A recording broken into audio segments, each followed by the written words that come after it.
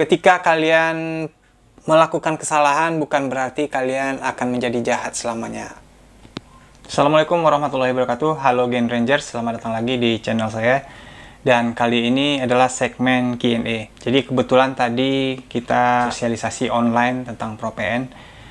Dan tadi karena waktunya sudah kesorean, ada beberapa pertanyaan-pertanyaan dari adik-adik Gen Rangers, khususnya Gen Rangers dari Kabupaten Meranti yang belum terjawab. Saya akan coba jawab di video kali ini. Jadi ini ada pertanyaan pertama dari Dwi Suratul Isni dari Pick Air Bestari.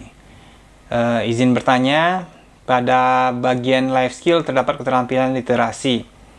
Jadi pertanyaannya, nggak semua remaja memiliki hobi membaca. Jadi bagaimana cara yang bisa dilakukan untuk merangkul anak-anak remaja agar memiliki keterampilan literasi? Untuk merubah habit, kebiasaan itu akan sangat sulit. Tapi kalau kita memang punya niatan untuk merubah perilaku orang-orang di sekitar kita, teman-teman kita, ya kita tetap pelan-pelan memberikan masukan. Sekarang kan di materi genre sudah ada life skill ya, ini bagian dari life skill, ada keterampilan literasi salah satunya. Dan kenapa literasi ini diperlukan? Kita akan punya pengetahuan yang luas. Jadi kita mengedukasi teman-teman kita untuk punya pengetahuan yang banyak. Karena ke depan tantangan hidup remaja atau generasi-generasi penerus bangsa ini ke depan itu akan semakin sulit. Persaingan akan semakin ketat. Apalagi persaingan hidup juga semakin ketat. Jadi kalau kita tidak meningkatkan kemampuan kita tidak banyak mencari pengetahuan, tantangan itu akan semakin berat. Kalau kita tidak meningkatkan kemampuan, keterampilan literasi kita tidak berusaha mengupgrade pengetahuan, tidak berusaha untuk memiliki wawasan yang luas, otomatis kita akan tertinggal. Jadi tadi pertanyaannya saya tadi udah coba jawab sedikit, dibalas lagi. Bagaimana kalau dia tetap ngeyel? Kalau dia masih tetap ngeyel, ya kita hanya berusaha semampu kita. Kalau kita menggunakan istilah agama, hidayah itu kita tidak bisa memberi hidayah, tapi kita cuma bisa mengingatkan. Tapi jangan bosan mengingatkan. Kalau kalian merasa dia itu adalah teman kalian, ya ingatkan selalu. Karena mungkin tidak dalam waktu satu kali orang langsung berubah. Dan juga beri contoh-contoh, beri dia pandangan-pandangan, berikan contoh-contoh. Misalnya nih, kalian coba lihat orang-orang sukses, kisah-kisah orang sukses. Rata-rata mereka orang-orang pintar, orang-orang yang komunikasinya bagus, yang pengetahuannya luas, itu adalah orang-orang yang rajin membaca, orang yang punya literasi yang banyak. Jadi dia punya wawasan yang luas karena dia banyak membaca. Ya itu mungkin tips dari saya. Terus pertanyaan selanjutnya ini dari Aisyah dari Pick Air Ceria SMAN 1 T3. Ini apa sih T3? Jadi tadi ada penjelasan tentang pernikahan dini. Jadi ingin bertanya faktor apa saja yang menyebabkan seorang melakukan pernikahan dini dan bagaimana cara pencegahannya agar tidak terjadi pernikahan di usia dini, dan juga sebutkan dampak negatif yang akan terjadi dan ditimbulkan. Tadi sebenarnya Dr. Dewi sudah menyampaikan faktor-faktor yang menyebabkan seseorang melakukan pernikahan dini. Ada yang disebabkan oleh faktor budaya, dan juga faktor ekonomi, karena desakan ekonomi diharuskan menikah. Karena ketika seorang anak perempuan walaupun masih di bawah umur ideal, ya dinikahkan untuk mengurangi beban ekonomi orang tuanya. Ada yang seperti itu. Ada juga yang faktor kecelakaan misalnya karena faktor pergaulan. Banyak faktor sih sebenarnya yang menyebabkan seorang perempuan itu menikah dini. Nah, jadi solusinya seperti apa? Nih pertanyaannya, pencegahannya seperti apa? Nah, yang kita lakukan saat ini, program kita ini adalah satu upaya untuk mencegah atau menekan angka pernikahan dini di Indonesia. Jadi kita kan tidak hanya mengedukasi remajanya nih, di kita ada program PKR-nya juga. Jadi kita mengedukasi orang tuanya. Kita mengedukasi bahwa pernikahan di bawah usia ideal itu ada risikonya. Jadi ada faktor risiko kesehatan reproduksinya. Misalnya organ reproduksinya belum matang. Jadi itu akan berisiko terhadap si perempuan. Di modul genre itu ada sebenarnya. Kalau bagi si laki-laki ketika menikah di usia yang belum matang secara psikologis itu juga rentan. Jadi nanti secara psikologisnya rentan terjadinya perceraian. Dari Rahmat Irfandi, Peak Air Ceria SMAN 1 Tebing Tinggi Timur. Pertanyaannya tentang bonus demografi, tentang potensi narkoba di Meranti, termasuk dalam tindakan berisiko bagi remaja yang terjaring. Jadi solusinya selain melakukan kegiatan positif seperti ikut dalam organisasi, peran pemerintah dan khususnya remaja dalam ikut serta mencegah jaringan narkoba, dan solusinya bagi remaja yang terjaring. Sekian. Solusinya bagi remaja yang terjaring. Artinya kan kalau yang sudah terjaring ini adalah sudah pernah memakai ya tetap edukasi. Nah, di kita kan juga ada materi nabza nih. Jadi nabza adik-adik kan sudah diedukasi apa sih bahaya nabza, apa dampak jangka panjangnya bagi otak, apa dampak jangka panjangnya bagi tubuh. Ketika zat itu dimasukkan ke dalam tubuh, apa dampaknya bagi tubuh. Jadi mungkin itu yang perlu adik-adik edukasikan kepada teman-temannya, dampak buruk dari nabza. Karena kalau kita hanya melarang, jangan pakai itu, ya kita hanya sekedar melarang, nggak ada ininya, nggak ada penjelasan. Mungkin remaja yang dengan egonya yang masih tinggi, dengan emosionalnya yang masih labil, rasa ingin tahunya yang tinggi, kalau adik-adik remaja tidak memberikan penjelasan, ya mungkin mental. Jadi kalau teman-teman sudah tahu dampak buruknya, efek jangka panjangnya apa dampaknya bagi otak misalnya, ya bisa membahayakan nyawa juga, ya harusnya remaja ya berpikir panjang untuk menggunakan nabza. Remaja ini kan fasenya memang fase perubahan hormonnya, perubahan psikologis. Jadi kadang-kadang pengen coba-coba, pengen eksis. Nah, jadi hal seperti itu yang kadang-kadang salah jalan dan terbawa ke hal-hal yang negatif. Jadi yang sudah pernah melakukan ya harusnya udah tahu ya dampaknya. Ya seperti itu, misal terjaring nih, ya syukur-syukur kalau terjaringnya hanya diberi sanksi rehabilitas misalnya, itu masih mending. Dimana kalau penjara misalnya, kan risikonya bisa dipenjara juga, hancur masa depannya. Terus hukuman psikologis, hukuman sosial dari masyarakat yang harus diterima. Karena kan secara psikologis ketika kita terjaring atau tertangkap seperti itu kan, psikologisnya juga jadi down gitu. Jadi ya pikir-pikir lagi ketika kalian sudah teredukasi. Bagi teman-teman yang sudah punya pengetahuan tentang nabza, ya dikasih tahu kepada teman-temannya. Ya kalau sekali dua kali belum mempan, ya berulang-ulang kali.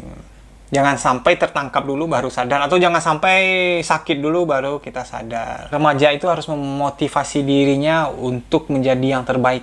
Bagaimana kita ini bisa berguna bagi nusa dan bangsa, bagaimana kita ini bisa menjadi orang-orang yang bermanfaat bagi nusa dan bangsa, dan bagaimana kita ini bisa mengangkat harkat dan martabat bangsa ini ke depan. Jangan sampai kita nanti hanya jadi tamu di rumah kita sendiri, jangan sampai nanti hasil alam kita dikuasai oleh orang-orang dari luar. Karena waktu sekolah kita malah terpapar dengan hal-hal yang tidak baik, nabza, jadi sekolahnya hancur. Ya jangan sampai seperti itu. Tapi gini teman-teman, jangan sampai pula ketika misalnya nih ada teman-temannya yang sudah pernah salah langkah, ya jangan dikucilkan juga. Ayo rangkul biar mereka kembali ke jalan yang benar. Orang yang pernah salah bukan berarti mereka akan menjadi salah selamanya. Ada kemungkinan, dan insya Allah itu akan mungkin sekali orang yang pernah salah itu bisa menjadi orang yang baik. Ya tapi jangan dibiarkan nih, jangan. Nah, kalau bisa, kita preventif. Kalau bisa ya, janganlah sampai terjerumus dengan hal-hal yang tidak baik. Kalau bisa. Nah, bagi yang sudah terlanjur, ya cepat-cepatlah balik. Jangan sampai kita hancur, berantakan, dan susah untuk bangkit. Pertanyaan selanjutnya dari Sani. Saya ingin bertanya, apa tindakan efektif yang bisa dilakukan oleh genre dan BKKBN jika tamat SMA bekerja di luar negeri menjadi kuli? Karena dikarenakan di Indonesia kurang lapangan pekerjaan. Boleh sih, nggak ada salahnya sih menurut saya jadi kuli di luar negeri, itu nggak ada salahnya. Itu sebenarnya kan devisa juga, tapi jangan di situ selamanya. Kalian harus punya planning, harus punya rencana, bikin usaha mulai dari bawah. Nggak ada orang yang langsung tiba-tiba sukses. Semua orang, ya rata-rata orang sukses itu mulai dari bawah. Jadi kalian harus punya planning nih, tahap-tahapan, step-stepnya apa sih yang harus dilakukan, apa yang kalian inginkan. Itu sih menurut saya jadi nggak ada salahnya kalau, tapi lebih bagus kalau misalnya kalian pendidikannya bagus, belajarnya bagus, ya tamat sekolahnya nggak jadi nggak jadi kuli. Kalau pertanyaannya tindakan efektif yang dilakukan oleh genre itu kan di kita genre ada life skill. Jadi bagaimana mengasah kemampuan bertahan hidup seorang remaja. Jadi kemampuan bertahan hidupnya itu ya bagaimana dia punya kreativitas. Makanya tadi kan di salah satu substansi di life skill itu juga kemampuan literasi, bagaimana dia bisa banyak membaca apapun, majalah atau apa. Jadi dia punya pengetahuan yang luas, dia punya wawasan yang luas, dia punya gambaran, dia melihat sesuatu itu dengan wawasan yang luas. Jadi ketika kalian punya literasi, punya wawasan yang luas ya, pikirannya nggak sempit. Jadi ketika tamat kuliah ya tidak hanya kepikiran hanya pergi ke luar negeri jadi kuli. Kalian kan bisa melakukan hal lain, misalnya buka usaha kecil. Modalnya dari mana? Banyak kok orang yang mulai usaha tanpa modalnya modal kepercayaan. Nah, ada kemampuan berteman juga. Nah, bagaimana orang bisa berteman, bagaimana orang bisa mendapatkan kepercayaan dari orang lain. Itu adalah skill. Jadi di genre sebenarnya hal-hal kayak gitu ada. Di genre itu sebenarnya diasah, cuman selama ini kita mungkin belum mengeksplor sampai ke situ. Tapi life skill itu ya seperti itu. Ya, gimana ya? Tadi saya berdiskusi dengan istri saya juga. Kita di genre kadang ini ya teman-teman genre masih ketergantungan misalnya dengan BKKBN atau OPD dari kabupaten kota. Padahal sebenarnya program kita ini adalah program yang menuntut kemandirian sebenarnya. Jadi adik-adik genre ya adik-adik genre kita harapkan kemandiriannya, kita harapkan kreativitasnya bagaimana mengembangkan program genre ini agar menjadi lebih baik. Makanya adik-adik banyak baca, banyak nonton sih nggak masalah, nonton YouTube, tapi nontonlah yang menginspirasi. Kalian mencari-cari ide, mencari inspirasi dari video-video yang dibuat oleh orang lain. Itu juga mungkin bagian dari literasi sebenarnya. Kalian mencari inspirasi dari video-video orang. Jadi kita tidak hanya berbicara ini aja, tidak melulu tentang nafsa, HIV, tentang seks pranikah. Itu adalah substansi dasarnya, tapi kalian juga mengembangkan diri dari hal-hal lain. Seperti itu. Itu yang bisa dilakukan di genre dan BKKBN. Ya BKKBN sebenarnya ya seperti ini, kita menstimulasi kalian, memancing kalian untuk bisa berpikir kreatif. Karena remaja itu adalah orang-orang yang sedang tumbuh dan kreativitasnya itu sebenarnya luar biasa. Terus pertanyaan selanjutnya, ini Dinda Dwi Sartika dari Pik R Al-Fatih MA, Darun Naim Dedap. Pertanyaannya, remaja sekarang kan banyak yang putus sekolah karena keterbatasan biaya. Banyak orang tua yang khawatir terhadap pergaulan anak. Jadi orang tuanya berinisiatif menikahkan anak ini, sementara si anak belum mau untuk menikah. Pertanyaannya, apa solusi yang dapat mengatasi permasalahan tersebut? Tetap edukasi. Jadi yang diedukasi, kalau kasusnya seperti ini, yang diedukasi adalah orang tuanya. Jadi kita BKKBN punya BKR juga namanya, Bina Keluarga Remaja, dan kita di situ mengedukasi. Di situ kita mengedukasi orang tua yang punya remaja. Jadi kita nanti akan menjelaskan juga seperti yang kita jelaskan ke adik-adik di genre. Kalau anak dinikahkan muda, resikonya apa, dampaknya apa, secara psikologisnya seperti apa, resikonya ke depannya seperti apa, nanti anak yang dilahirnya seperti apa. Sama persis yang kita sampaikan ke orang tua di BKR. Gimana kalau BKR-nya nggak ada? Itulah tugas adik-adik genre, adik-adik yang dari PIK. Ya mungkin caranya beda ya, cara kalian ngomong dengan orang tua, dengan teman sebaya itu akan beda. Tapi kalian bisa memberikan masukan kepada orang tua. Misalnya kalian punya teman nih, karena keterbatasan biaya, nggak ada biaya untuk sekolah, anaknya dinikahkan untuk, seperti yang saya sampaikan tadi, untuk mengurangi biaya hidup. Anaknya dinikahkan, karena kalau anak perempuan sudah dinikahkan itu otomatis jadi tanggung jawab si suaminya. Ya kalian edukasi aja orang tuanya, seperti yang kita edukasikan ke kalian tentang program genre. Nah, kalau kalian misalnya tidak mampu, kalian bisa hubungi OPD Kabupaten Kota yang menangani program Bangga Kencana ini. Nah, kalau di tempat kalian ada petugas lapangannya, ya nanti minta bantuan pada petugas lapangannya untuk memberikan edukasi atau memberikan KIE tentang program genre. Mungkin itu. Selanjutnya dari Keon Corinthia dari Pick Request SMAN 01 Tasikaputri Puyu. Pertanyaannya, Ibu tadi menjelaskan bahwa stunting disebabkan oleh kurangnya gizi seorang anak dan mudanya usia ibu hamil. Jadi kan Bu, saya ingin bertanya, jika seorang ibu hamil tersebut memiliki usia yang matang dan siap untuk hamil dan memiliki persiapan yang sangat mantap, tetapi anaknya tetap stunting, apa penyebab dari hal tersebut? Sekian, terima kasih. Jadi rata-rata stunting itu disebabkan oleh kekurangan gizi. Jadi walaupun misalnya seorang calon ibu nih usianya sudah mantap, usianya sudah matang gitu, dan sudah siap untuk hamil, tapi ketika dia hamil, asupan gizi yang dia makan tidak cukup, stimulasinya juga kurang, ya bisa jadi tetap aja. Jadi yang menyebabkan stunting itu adalah kurangnya asupan gizi ketika seorang ibu hamil sampai nanti anaknya berusia 2 tahun. Jadi itu kemungkinan besar itu adalah karena kekurangan gizi, atau bisa jadi ada penyakit-penyakit tertentu. Makanya idealnya seorang perempuan ketika sebelum mau menikah atau pas hamil itu sering memeriksakan kandungannya, jadi bisa diketahui kondisi janin, kondisi ibunya baik atau tidak. Tapi rata-rata walaupun dia sudah matang, kalau asupan gizinya kurang atau kurangnya pengetahuan nih, nggak tahu nih ketika hamil itu apa saja sih gizi yang dibutuhkan oleh tubuh dan bayinya, kadang-kadang kurang tahu ya, atau termakan misalnya oleh stigma yang ada di masyarakat, nggak boleh gini, nggak boleh makan ini, nggak boleh makan itu misalnya, bisa jadi. Jadi banyak faktor sih sebenarnya ya, tidak hanya kematangan usia, jadi faktor pengetahuan juga. Pertanyaan selanjutnya adalah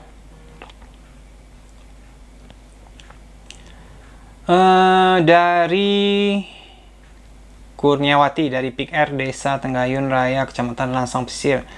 Pertanyaannya adalah bagaimana cara kita mengatasi tentang kenakalan remaja yang sudah berulang kali kita peringati tapi tidak pernah didengarkan, karena kebanyakan remaja sekarang seperti itu. Sekian pertanyaannya. Karena remaja ini sebenarnya adalah fase perubahan ya, fase perubahan dari anak-anak menjadi dewasa.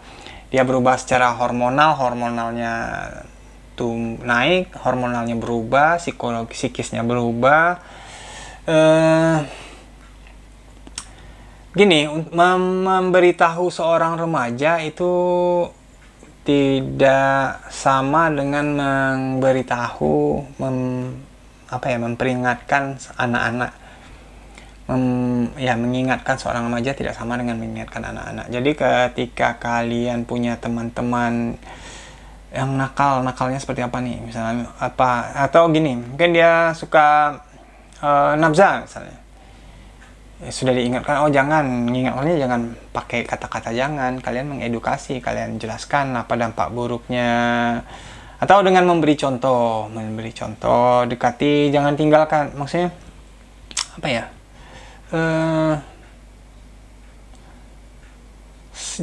kalau teman-teman kita sudah diingatkan tidak bisa, ya mau apa lagi, tapi jangan berhenti, kalian tetap mengingatkannya. Kita tidak punya kendali terhadap hidup orang lain, tapi kita bisa mengingatkannya. Kalau kalian menganggap dia teman, ya kalian kasih tahu pelan-pelan. Kalau dia melakukan oke lah kenakalan, kalau dia melakukan kenakalan, ya kalian kasih tahu kenakalan itu dampaknya apa. Ingatkan, kita remaja ini masih punya masa depan, kita punya tanggung jawab untuk keluarga kita, untuk masa depan kita, untuk bangsa kita ke depan. Jangan sampai nanti kita sudah besar hanya menjadi beban bagi bangsa ini. Kalau bisa kita nih berkontribusi positif untuk bangsa dan negara kita. Terlalu muluk-muluk ya. Ya tapi itulah jawabannya. Ya menurut saya sih nggak ada anak yang nakal. Ya kadang-kadang kita salah langkah, tapi jangan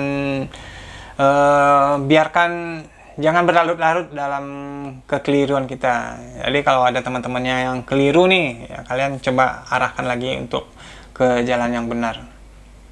Itu sih, pelan-pelan. nggak mungkin ya, kalau udah terbiasa dengan satu hal nggak gampang untuk merubahnya, tidak semudah membalikkan telapak tangan. Kalian pelan-pelan. Anak-anak genre harus tangguh juga, kalian harus merangkul teman-teman kalian yang ini. Jangan hanya sekali dinasihati nggak mau, udah jangan patah semangat ya. Kalau nggak bisa, kalian minta bantuan orang tuanya, misalnya orang tuanya diedukasi. Kalau nggak guru dulu misalnya, kalau kalian nggak bisa melalui guru, kalau nggak bisa melalui orang tuanya. Kalian tetap mengedukasi, kalian tetap berperan. Oke, terus ini perkenalkan, saya Muiz dari Peak Air Fortuna, Mandua, Kepulauan Meranti. Pertanyaannya, pandangan pemerintah tentang anak-anak remaja yang belum mempunyai skill dalam bidang pekerjaan setelah tamat sekolah, agar tidak terhindar dari hal-hal yang bisa menyebabkan kerugian banyak orang. Sekian, terima kasih. Tidak mempunyai skill. Jadi kan di life skill tadi, di life skillnya genre Pro PN sekarang, di materi genre sekarang, di life skill itu kan kemampuan literasi itu kita tekankan. Literasi itu banyak-banyak membaca, banyak-banyak melihat. Jadi kita bisa belajar dari pengalaman orang lain misalnya. Jadi kenapa literasi ini kita perbanyak? Kita bisa melihat pengalaman orang. Gimana sih orang bisa sukses? Gimana sih orang bisa membuat kue misalnya nih, yang sederhana aja. Kok dia bisa bikin ini? Gimana sih caranya? Sekarang apalagi sekarang skill ini bisa kayak di YouTube sih, apa yang nggak ada sekarang? Kalian mau belajar masak ada di YouTube, kalian mau jadi arsitek ada kok di YouTube. Sekarang udah ada juga tuh desain-desain rumah di YouTube. Kalian bisa belajar pelan-pelan dari situ. Belajar dulu dari hal-hal yang sederhana. Skill itu bisa kalian dapatkan kalau kalian mau berusaha. Kalian belajar dari orang-orang sekitar, kalian bisa belajar dari video-video, kalian bisa belajar dari buku. Skill bisa didapatkan. Jadi ketika kalian kenal dengan genre, jadi kalian pelajari hal-hal yang menarik buat kalian, yang bisa menjadi apa ya, jadi kemampuan kalian, jadi skill kalian untuk bertahan hidup nantinya. Kalian kan misalnya ada yang hobi olahraga nih, tekuni olahraganya, yang memang bisa membuat kalian bisa hidup dari situ misalnya. Atau misal kalian hobi bermedsos, kan medsos kalau kalian cerdas, kalau kalian mau mengasah itu dari medsos, kalian bisa mendapatkan penghasilan misalnya. Kalian bisa berdagang di medsos, kalian bisa banyak hal. Kalau sekarang misalnya jadi selebgram dan sebagainya. Jadi selebgram kan nggak mesti jual tampang, cantik dan sebagainya. Bikin hal-hal unik apa gitu. Dan kalian bisa mencari inspirasinya dari apa yang dilakukan oleh orang lain. Tapi jangan plagiarisme juga, kalian bisa memodifikasinya. Itu sih menurut saya. Terus pertanyaan berikutnya. Saya Bani dari Bagus Irfandi dari Ikatan Duta Genre Meranti. Apa strategi BKKBN Provinsi Riau dalam membina kader Peak Air dan BKR khususnya di Kabupaten Kepulauan Meranti, tepat sasaran dan merata dalam Oke. Ya, strategi BKKBN kita sosialisasi. Kita di kabupaten kota punya ini juga, punya mitra OPD kabupaten kota. Di Meranti kan ada OPD-nya juga yang menangani program Bangga Kencana atau khususnya genre. Nah, di sana juga ada teman-teman kita, petugas lapangan, teman-teman petugas lapangan inilah yang nantinya jadi perpanjangan tangan kita. Karena mereka juga punya pengetahuan yang sama dengan kita yang ada di provinsi, teman-teman OPD. Dan saya rasa mungkin teman-teman OPD juga sudah sosialisasi kemana-mana, sudah membentuk Kampung KB juga. Kampung KB adalah salah satu usaha kita untuk mensosialisasikan program Bangga Kencana sampai ke level desa. Tanyanya karena di Kepulauan Meranti terdiri dari gugusan pulau-pulau. Karena kita punya petugas lapangan. Jawabannya itu tadi ya. Ada petugas lapangan kita yang nanti menjadi perpanjangan tangan kita di lapangan. Oke, ini pertanyaan dari Resta Anggun Pratiwi dari Peak Air Positif. Saya ingin bertanya, kenapa sih kalau anak yang punya sekolah ingin berhenti, sedangkan anak yang kurang mampu ingin sekolah, padahal kita pikir sekolah kan bisa mendapatkan ilmu? Mohon dijawab. Emang ada datanya ya? Anak yang punya ingin berhenti. Saya banyak, ini kayaknya subjektif deh pertanyaannya. Banyak juga kok anak-anak yang, mohon maaf, misalnya orang tuanya kurang mampu, ya keinginan sekolahnya juga kurang. Terus nggak semua juga anak-anak orang yang mampu ke sekolahnya ingin berhenti, nggak juga. Itu tergantung ini sih sebenarnya, tergantung pola asuh orang tuanya. Bagaimana si orang tua mendorong anaknya, memahamkan kepada anaknya bahwa pendidikan itu penting untuk masa depan seorang anak. Perhatiannya, bagaimana interaksi antara orang tua dengan anak. Kadang-kadang anak-anak yang sekolahnya ogah-ogahan itu, misalnya dia mampu nih, sekolahnya ogah-ogahan, bisa jadi dia tidak mendapatkan perhatian yang cukup di keluarganya, dia merasa terasing dan sebagainya. Ini mungkin lebih ke psikologis ya. Ini mungkin lebih pasnya nanti dijawab oleh Bu Mayang, karena beliau ya psikologi.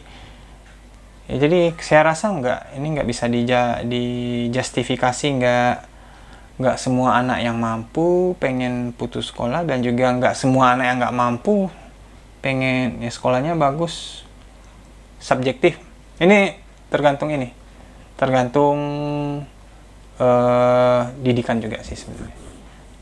Oke, ini pertanyaan terakhir dari Reka Silvana dari Pick Air So 14 SMA Negeri 1 Tebing Tinggi. Jadi pertanyaannya, dalam seminar tadi membahas mengenai seksualitas. Dalam poin ini membahas mengenai perilaku seksual berisiko ya tadi yang dibahas. Jadi pertanyaannya, bagaimana cara untuk mencegah seorang remaja untuk tidak melakukan perilaku seksual berisiko? Kemudian bagaimana cara mengatasi dan menyembuhkan seorang remaja yang telah kecanduan dan melakukan perilaku seksual berisiko? Jadi gini, perilaku berisiko ini kan termasuk ke dalam perilaku berisiko ya. Jadi kalian mengedukasi bagaimana, kalau untuk preventifnya, adik-adik remaja yang alhamdulillah belum terpapar dengan perilaku seksual berisiko. Inilah gunanya program Genre. Jadi kalian pelajari, kalian diedukasi apa sih resiko yang bisa kalian dapatkan ketika kalian melakukan perilaku seksual berisiko. Misalnya dari aspek kesehatannya, kalian akan berpotensi mendapatkan penyakit seksual menular. Misalnya IMS, seperti HIV/AIDS, dan banyak lagi penyakit-penyakit kelamin lainnya. Itu dari aspek kesehatan. Dan dari aspek psikologisnya, kalian bisa merasa memiliki perasaan yang bersalah. Ya, ini bisa dikaitkan juga dengan aspek agama. Ya, kalau dari segi agama ya ini jelas tidak boleh ya. Apalagi misalnya melakukan seks pranikah, itu sangat-sangat dilarang oleh semua agama. Saya rasa ini dari agama apapun juga melarang seks pranikah. Jadi kalian bisa nanti merasa bersalah, terus menjadi kepikiran. Yang mending tidak melakukan daripada kalian menyesal nantinya. Dan bagi yang sudah terlanjur, ya cepat-cepat untuk bertobat ya. Kalau dari aspek agama, cepat-cepatlah bertobat. Keluarlah dari situ segera, jangan sampai kalian nanti jangan sampai nanti menyesal dan kalian mendapatkan resiko yang terparah. Misalnya sampai kalian terkena penyakit, misalnya HIV atau penyakit kelamin yang menular.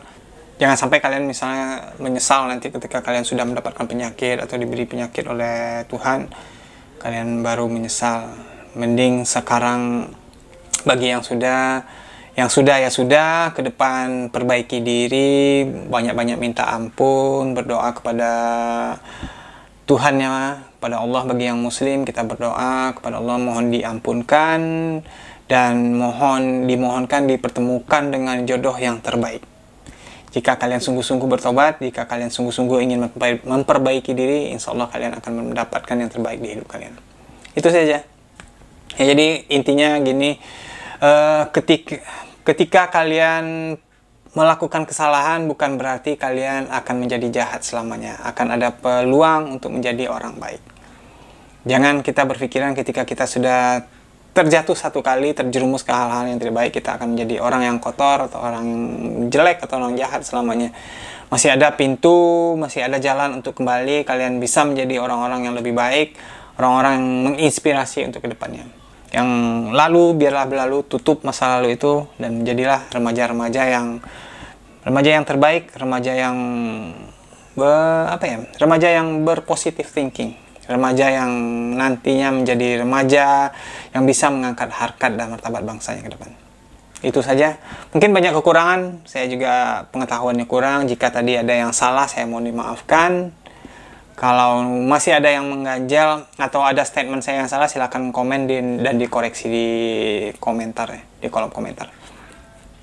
Itu saja video kali ini, mudah-mudahan kalian terpuaskan. Kalau tidak terpuaskan ya boleh komen, nanti saya klarifikasi lagi kalau ada yang salah.